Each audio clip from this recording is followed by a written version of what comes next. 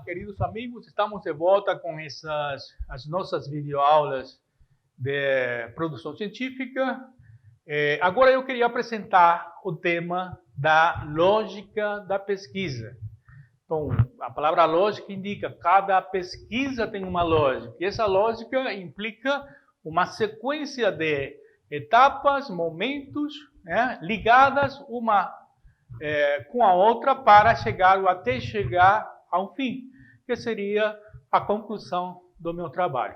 Bom, eu espero nessa segunda videoaula falar desse tipo de lógica e especificar que quando falamos em lógica das pesquisas estamos indicando o delineamento lógico-metodológico próprio desse processo de pesquisa.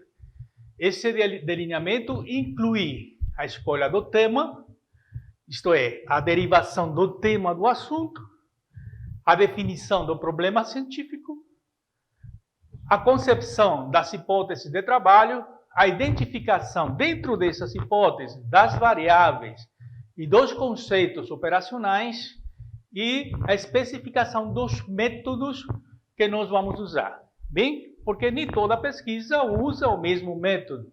Há pesquisa que, conforme a sua perspectiva, conforme os seus objetivos e conforme a sua realidade, o objeto que vai estudar, ela, obviamente, vai ter que ser conduzida conforme o método. Digamos, por exemplo, se vamos comparar as semelhanças, diferenças entre os sistemas jurídicos nacionais, o nosso brasileiro e o estrangeiro, o único método que nos ajudará a fazer isso é o método comparado. Bem? E assim sucessivamente, quando expliquemos aí o tema dos métodos, nós vamos especificar qual a importância de cada um desses métodos. Bom, voltando aqui ao nosso delineamento. Primeiro, o tema, na sequência, o tema é derivado de uma situação-problema. Essa situação-problema, assim como especificamos no slide, tem a ver com também um problema científico, isto é, a gente deriva o problema científico dessa tal situação-problema e, obviamente, o nosso tema tem que estar indicando essa realidade que nós, como objeto, vamos abordar. Após o delineamento, a escolha do problema, a indicação do problema, nós vamos trabalhar as hipóteses, que pode ser uma, podem ser várias. Dentro dessas hipóteses, sequencialmente, nós vamos ter as variáveis, os conceitos que vão sendo usados dentro da hipótese são conceitos ou indicadores que são válidos para eu depois construir um sumário, veremos mais adiante, para depois indicar os métodos, para esgotar esse conteúdo expresso em conceitos e, finalmente, chegar a poder coletar as informações, processar os dados e formular conclusões. Então, assim como nós indicamos aqui no slide, essa sequência é o que implica ou acaba sendo uma sequência lógica, ou a lógica da pesquisa. Quer dizer, não podemos lançar conclusões sem ter métodos. Não podemos trabalhar com métodos sem partir das hipóteses. Não temos hipóteses se nós não temos um problema científico. E o problema científico, já falei, é derivado dessa problemática que estimula a pesquisa. Vamos explicar cada um desses conceitos. O tema, o que seria o tema? Quando você fala, bom, o que você está pesquisando? Qual o tema da sua monografia? Qual o tema do seu trabalho? O tema é nada mais e nada menos que o título. É uma proposição que indica o trabalho. Para onde vai o trabalho? Inclusive, é a cara, eu digo sempre que é a cara do trabalho. Porque mesmo sem ler o trabalho, sem ter lido o trabalho, nós somos capazes de imaginar do que ele trata. Então, o tema resulta de uma pesquisa piloto que nós fazemos, de uma leitura prévia de problemas que são constatados, da revisão documental, doutrinária, prévia, que nós previamente fazemos antes de pesquisar, e cuja execução, essas leituras, nos leva à necessidade da coleta de informações para esclarecer um assunto. Isto é, para discutir uma situação-problema. É aí que nós criamos essa proposição sobre o tema. Há quem diga, não, o tema, eu deixo o tema para o final, mas ele precisa, porque ele precisa primeiro indagar, ler algumas obras para saber como é que ele vai delinear esse tema. Bem, mais para frente nós vamos ver o delineamento do tema. Um tema bem delineado é aquele que responde a uma pergunta-chave. O que pesquisar? Então, pensando que o tema é diferente do assunto.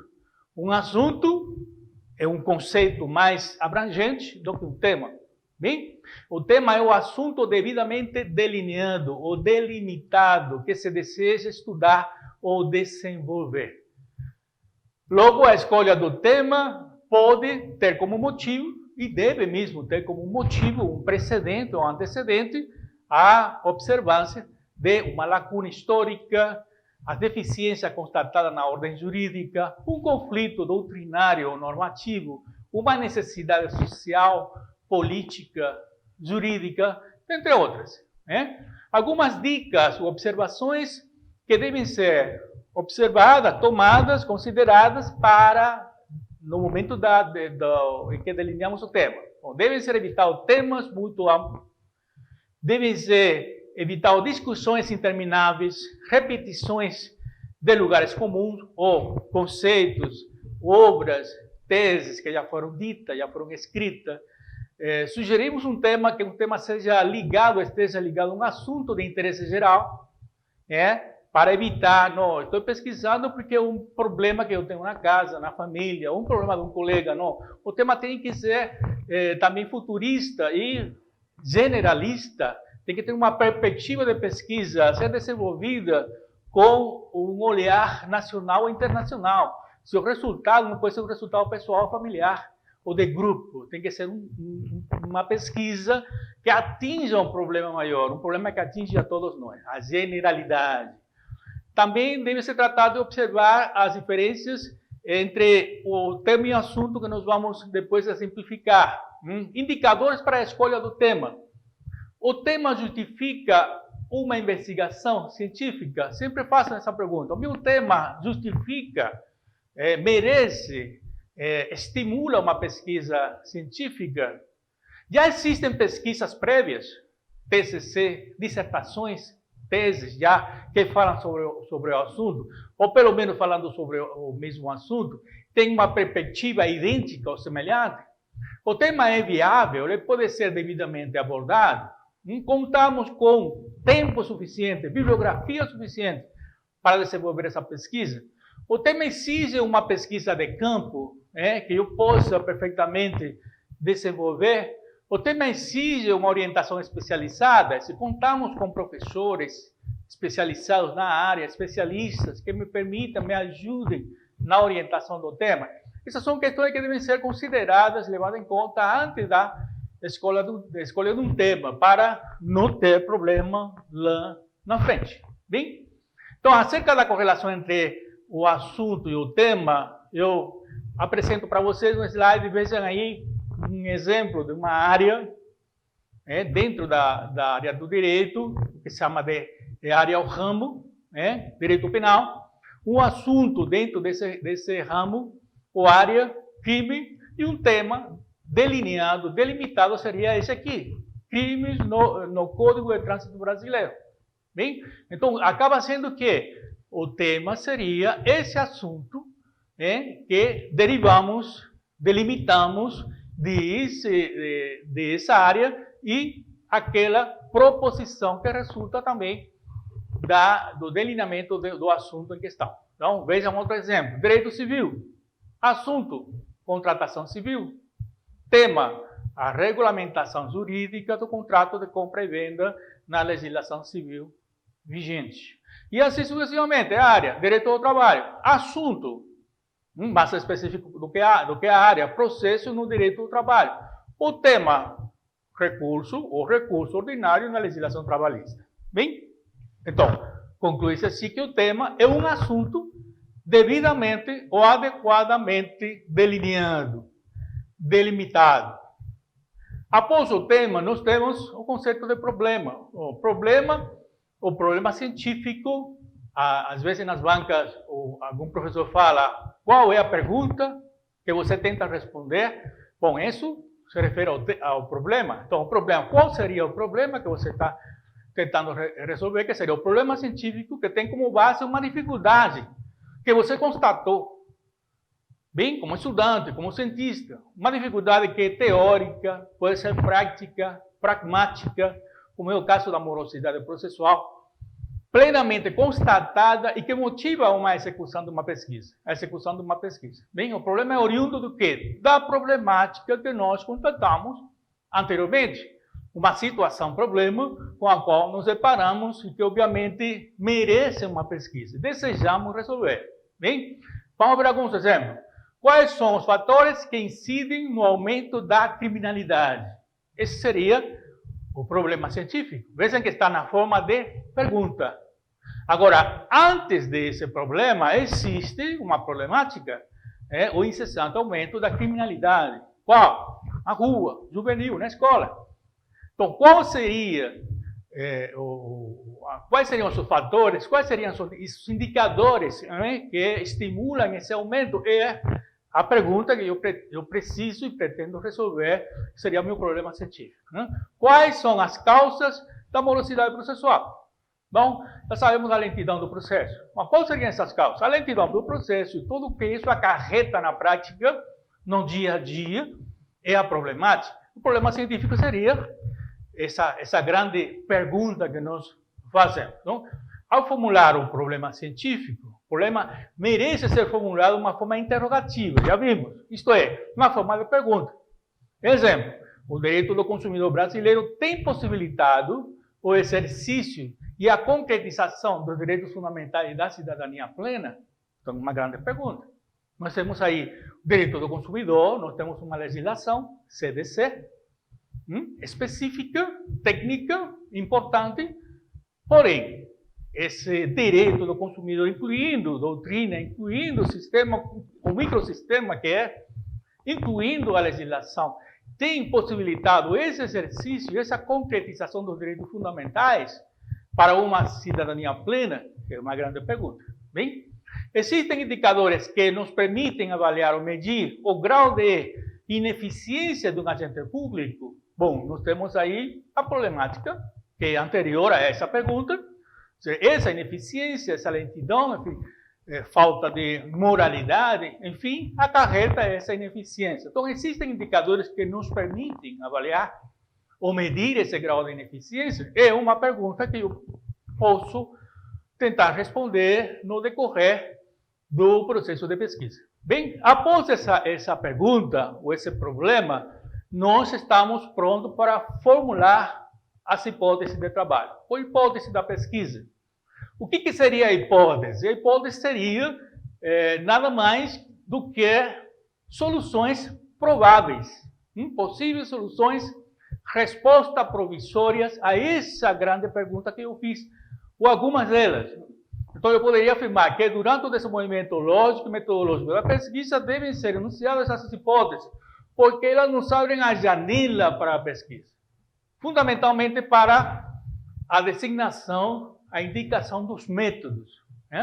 Então, essas hipóteses, já veremos, estão ligadas aos objetivos e estão ligadas também à metodologia. Elas sugerem que sejam correlacionadas necessariamente ao que eu quero fazer lá na frente. Tá? O objetivo da minha pesquisa tem que dialogar com essas hipóteses. E, futuramente, os capítulos da minha monografia, do meu TCC, da minha dissertação, tem que estar também ligado a essas hipóteses. Isso também é uma questão de lógica na pesquisa. Exemplo de algumas hipóteses. Vejamos aqui no slide. Já falamos, hipóteses podem são consideradas resposta provisória a esse meu problema, mas eu posso redigir essas hipóteses, posso construir essas hipóteses na forma descritiva ou na forma causal. Então, existem hipóteses descritivas e causais. Descritivas são aquelas que afirmam coisas. Por exemplo, a legislação consumerista tem, sim, possibilitado o exercício dos direitos fundamentais e da cidadania. Essa é uma afirmação. Então, aí não há relação de causa e efeito. Bem, Simplesmente uma afirmação provisória que eu preciso testar. Eu preciso corroborar. Ou não testar, reprovar. Bem? Sendo assim, eu parto para uma segunda hipótese. Bom, uma outra hipótese descritiva seria essa. A moralidade administrativa pode ter como indicadores a conduta consciente dos funcionários públicos. Bem, é uma afirmação. Agora, quais seriam as causais? Aquela que estabelecem ou se construem a partir da visão de causa e efeito.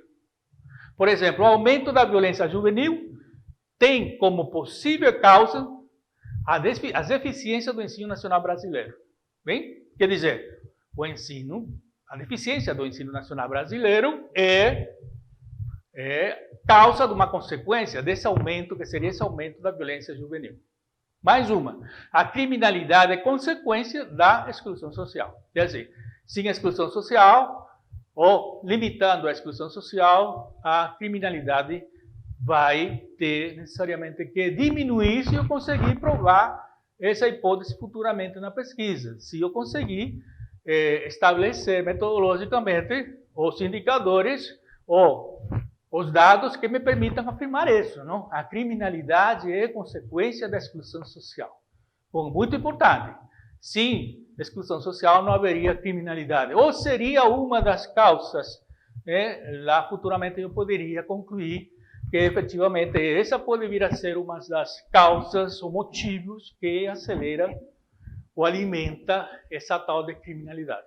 Então, dentro das hipóteses, nós temos outros conceitos, variáveis. Que são as variáveis? Essa estrutura interna das hipóteses, como exemplo, quando falamos a legislação consumerista,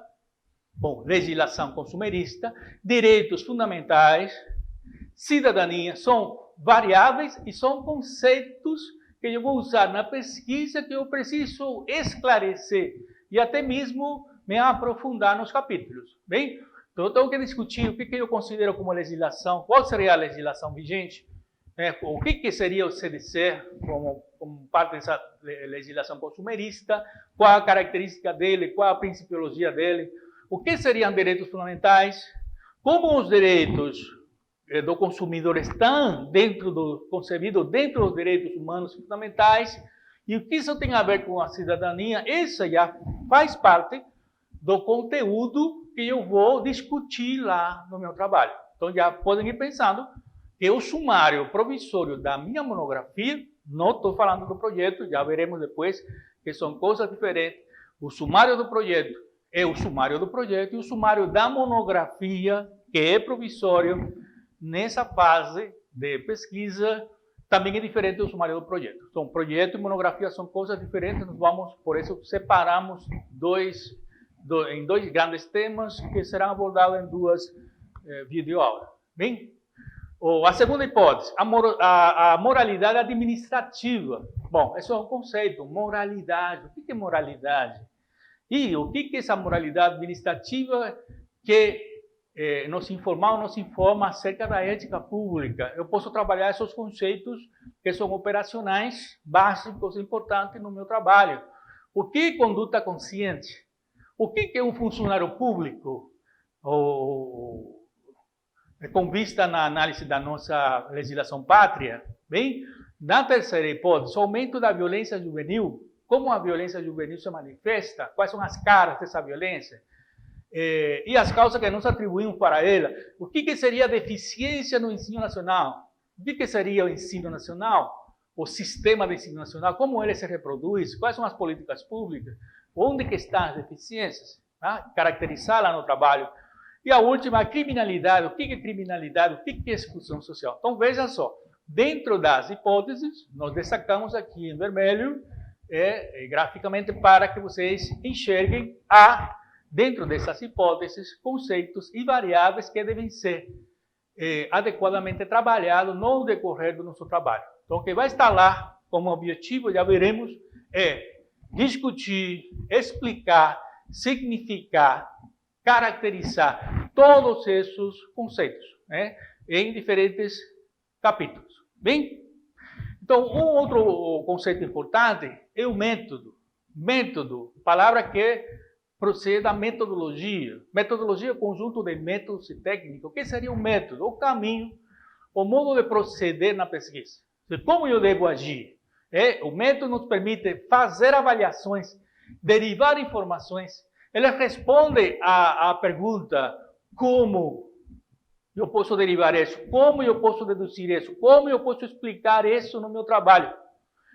Como abordar e interpretar determinada realidade. Logo, a escolha do método é essencial, é fundamental, porque o método é aquele que vai me permitir, ou os métodos vão me permitir abordar a literatura, abordar a legislação, abordar a doutrina, a jurisprudência, o campo, uma realidade específica, municipal, estadual, nacional, a partir de uma pesquisa de campo, por exemplo. Bem? Então, conforme a perspectiva da pesquisa, conforme os objetivos da pesquisa e conforme a hipótese da pesquisa, nós devemos já indicar os métodos. Eles podem ser classificados. Se a minha pesquisa é puramente racional, se é uma pesquisa que eu não preciso ir ao campo, eu não preciso desenvolver pesquisa empírica ou sociológica, ela pode ficar no plano das ideias, no plano da linguagem, no plano bibliográfico. Então, pesquisa racional ou pesquisa experimental, aquela que me obriga a justificar o problema, indagar os fatos, procurar a relação entre coisas, entre fenômenos ou entre fatos que pode ser simplesmente observada no campo, na realidade. Por isso são pesquisas, as pesquisas sociológicas ou empírico-sociológicas são pesquisas que têm essa perspectiva experimental.